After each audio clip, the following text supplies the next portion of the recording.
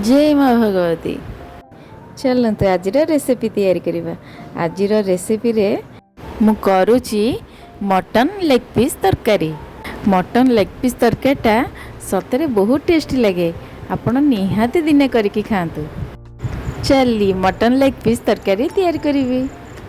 4टा mutton leg piece आनीची। ताकू आनिकी प्रथम 5 minute हलदी पानी रे बुड़ेकी रखीदेली। ताकू बुड़ेकी रखी सारा पर पानी रू ताकू किछि समय झाड़ी रखीदेली। पानी जिते खसीगला ताकू गैस रे रखिकी पोड़ीदेली। पोड़ीकी गोटे प्लेट रे रखीदेली।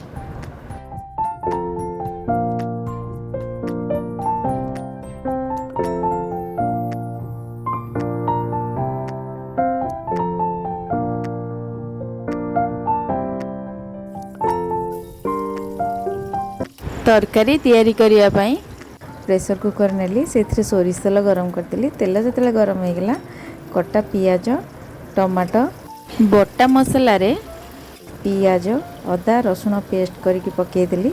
से सुखिला मसला रे लंका गुंड हलदी गुंड स्वाद अनुसार लुण काश्मीरी लाल मिर्च जीरा गुंड धनिया गुंड आ मटन मसला आ कस्तूरी मेथी पकेकी अल्प पानी देकी मसला को भलसे गोले देकी किछि समय ढांकुणी घोड़ेकी छाड़ीदेली।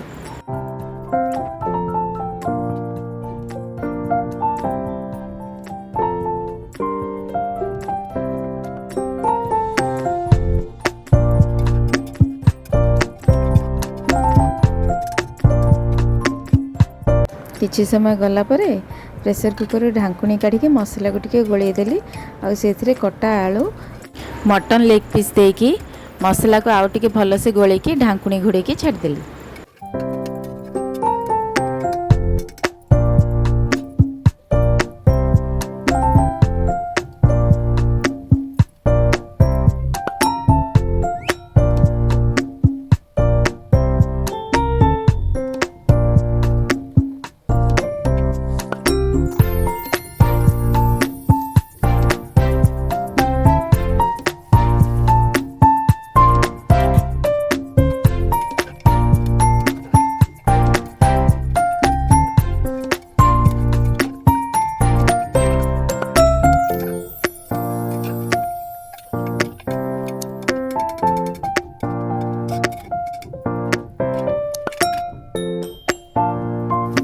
किछि समय गला परे प्रेशर कुकर ढांकुणी काढ़ी आउ टिके भल कि कषीदेली। कषी हो गला परे गरम पानी करके रखी गरम पानी से देदेली।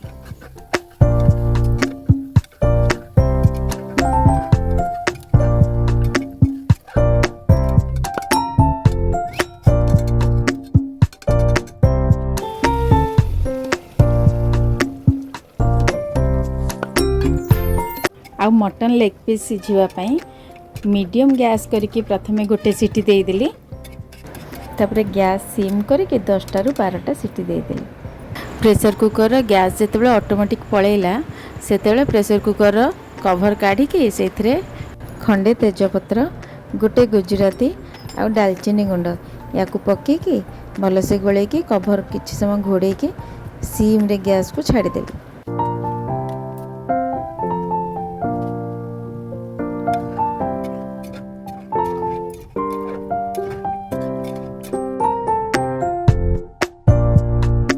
आ धनिया पत्र थिले लास्ट को काटिकी टिके पकेदेवे।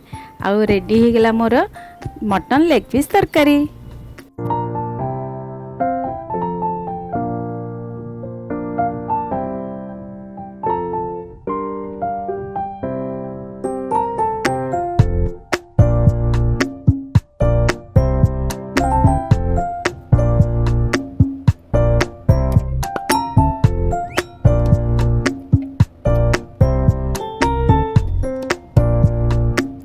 देखंतु मटन लेग पीस तरकारीटा केते बढ़िया देखा जाउची आ खाइबा को मध्य बहुत टेस्टी।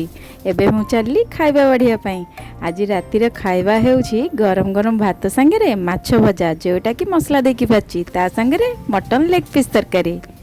एई रेसिपीटी को घरे तैयारी करंतु आ खाए कि मते कमेंट माध्यम रे कहंतु केमती लगुची।